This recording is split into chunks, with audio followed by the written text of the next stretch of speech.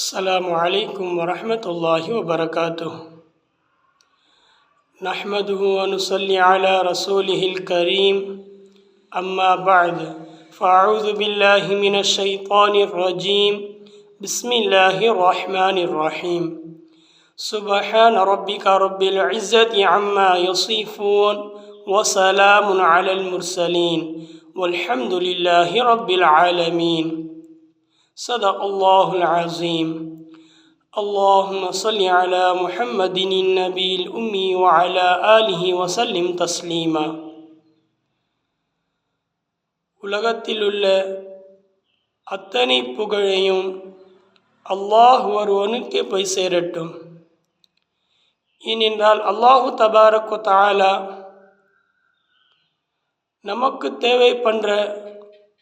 நமக்கு தேவைப்படுகின்ற அத்தனை விஷயங்களையும் நமக்கு லேசாகவும்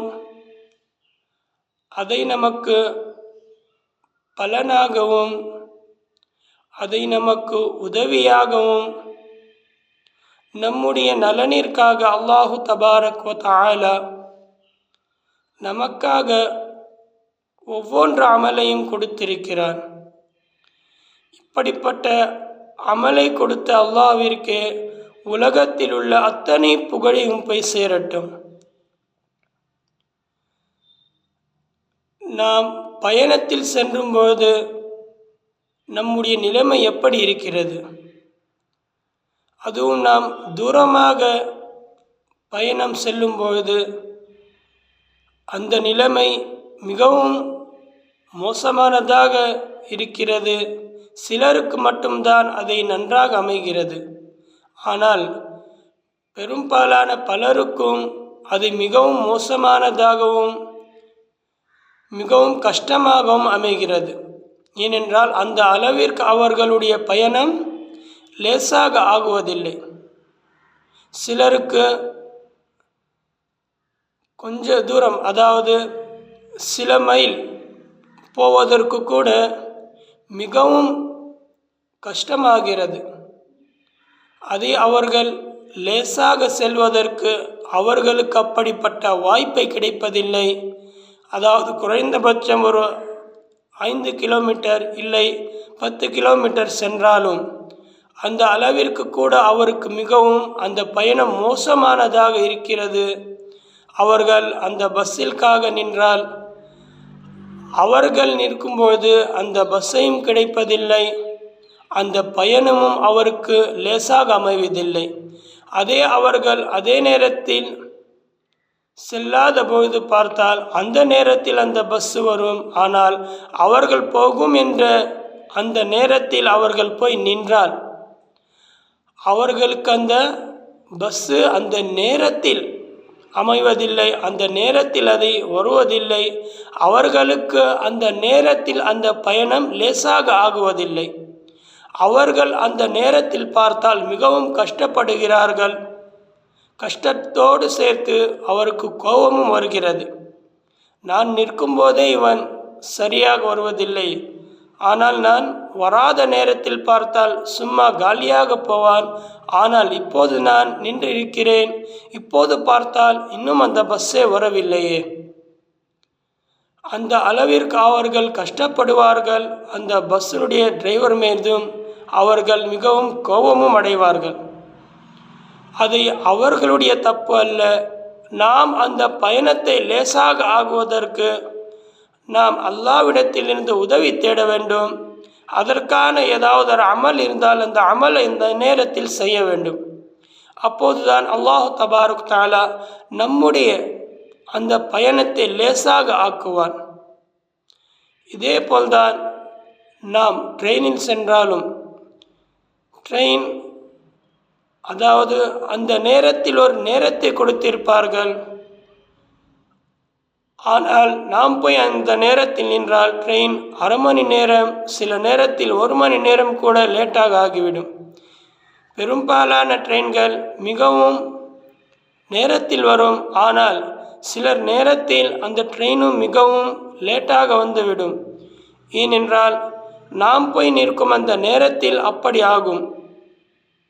ஏதாவது நமக்கு யாராவது கால் பண்ணி கேட்டால் போய்விட்டீர்களா, கிளம்பி விட்டீர்களா என்றால் நாம் கோபத்தில் சொல்வோம், இல்லை மீதமுள்ள நேரத்தில் இதை மிகவும் நேரத்தில் வரும், ஆனால் நான் இருக்கும் இப்போது இந்த நேரத்தில் இன்றைக்கு ட்ரெயின் 1 மணி லேட்டாக வருமா, இல்லை அரை மணி நேரம் லேட்டாக வரும் என்ற அந்த நேரத்தில் அவர்களுக்கு அந்த செய்தி கிடைக்கும். அது அவர்கள் மிகவும் கோபத்தில் அடுத்தவர்களிடம் ஷேர் செய்வார்கள். ஏனென்றால் இது அனைத்தும் நமக்கு அந்த நேரத்தில் மிகவும் மோசமானதாக அமையும். அப்படிப்பட்ட நேரத்தில் நாம் எப்படி அல்லாஹ்விடத்திலிருந்து உதவி தேட வேண்டும்? நாம் எந்த அமல் செய்தால் அல்லாஹ் தபாரக் தஆலா நமக்கு அந்த பயணத்தினுடைய நேரத்தில் நமக்கு லேசாக ஆக்குவான்.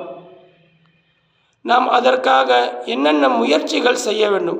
இதே போல்தான் ஏர்போர்ட்டும். நாம் விமானத்தில் சென்றாலும் அந்த நேரத்தில் நமக்கு அது மிகவும் மோசமானதாக சில நேரத்தில் அமைகிறது. ஆனால் அந்த நேரத்தில் நாம் எப்படி அல்லாஹ்விடத்திலிருந்து உதவி தேட வேண்டும்? அது எப்படி நமக்கு லேசாக ஆக்குவது? அதற்கான என்ன அமல் செய்ய வேண்டும்? இந்த எல்லா பயணத்திலும், அதுவும் குறிப்பாக எந்த பயணம் என்றால் 2 வீலர் தான். இந்த 2 வீலரில் தான் நாம் 90% பார்த்தால் இதில் தான் நாம் பயணம் செய்கிறோம். ஆனால் இந்த 2 வீலரில் நாம் செல்லும்பொழுது மிகவும் பாதுகாப்பாக செல்வதற்கு எந்த ஒரு கஷ்டமும் வராமல், எந்த ஒரு ஆபத்தும் வராமல் நாம் பயணத்தில் செல்வதற்காக ஒன்று இருக்கிறது, பயணத்தினுடைய துஆ. அந்த துஆவையும் நாம் ஓத வேண்டும். அதாவது அந்த துஆ பிஸ்மில்லாஹிர் ரஹ்மானிர் ரஹீம், சுப்ஹானல்லதி சஹ்ஹர லனா ஹாஸா வமா குன்னா லஹு முக்ரினீன் வ இன்னா இலா ரப்பினா லமுன்கலிபுன். இந்த துஆவையும் படித்தால் நம்முடைய பயணம் லேசாக ஆகும். ஆனால் இதை தவிர இன்னும் ஒரு அமல் இருக்கிறது. இந்த அமல் நீங்கள் செய்தால் உங்களுடைய பயணம் மிகவும் லேசாக அமையும். எந்த ஒரு கஷ்டமும் இல்லாமல் சந்தோஷமாக அமையும்.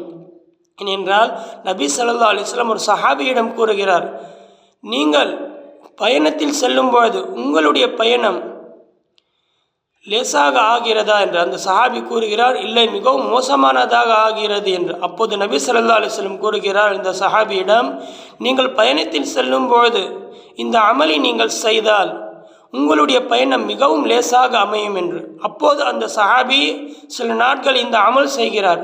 அதை செய்த பிறகு அந்த சஹாபியை கூறுகிறார், இதற்கு முன்பு நான் செய்த பயணத்தை விட இப்போது நான் செய்த பயணம், இந்த அமலை செய்து நான் செய்த பயணம் மிகவும் எனக்கு லேசாக ஆகிவிட்டது, அதுவும் சந்தோஷமாக தான் நான் செல்கிறேன் என்று. அப்படி என்றால் அந்த அமலுடைய பவர் அந்த அளவிற்கு இருக்கிறது. அது என்ன அமல் என்றால், நாம் பயணித்து செல்லும் பொழுது ஒன்று இருக்கிறது பயணத்தினுடைய துஆ. இந்த துஆவை ஓத வேண்டும்.